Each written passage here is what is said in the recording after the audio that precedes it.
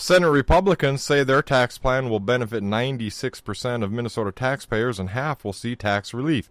Tax Committee Chair Roger Chamberlain is blasting Governor Tim Walz and the Democrats' tax plan.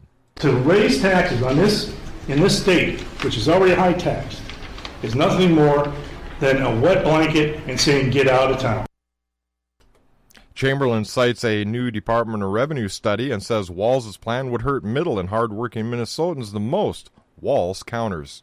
Why don't you go ask those groups that support lower income or moderate income people which proposals that they are supporting?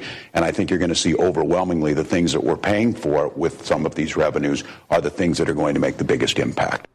Senate Republicans said that, and with another long night ahead at the Minnesota Legislature, the Democratic House Speaker Melissa Hortman says it's irresponsible for Republicans to propose so many amendments to major budget bills, noting one lawmaker had a significant health issue during Tuesday night's protracted floor debate.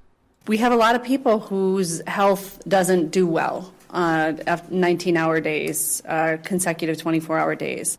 House Minority Leader Kurt Doudt fired back. A Republican member had an allergic reaction that had nothing to do with the length of the session, and he says, Speaker Hortman, she shouldn't use people's health to try to make a case that we should pull the wool over the public's eyes about, not knowing what's in these bills and not having an opportunity to debate them and vet them fully. I think she knows better than to do something like that.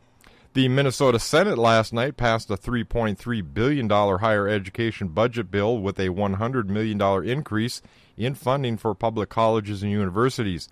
Lead author, Plymouth Republican Paul Anderson, says the measure would also limit tuition increases to 2% at state colleges and universities and the U of M. We recognized we don't want to penalize the system. We understand that there's some inflationary costs, but in this case, we cap them at 2%. House Democrats' bill would give higher education over a $300 million increase, 3 times what Senate Republicans approved.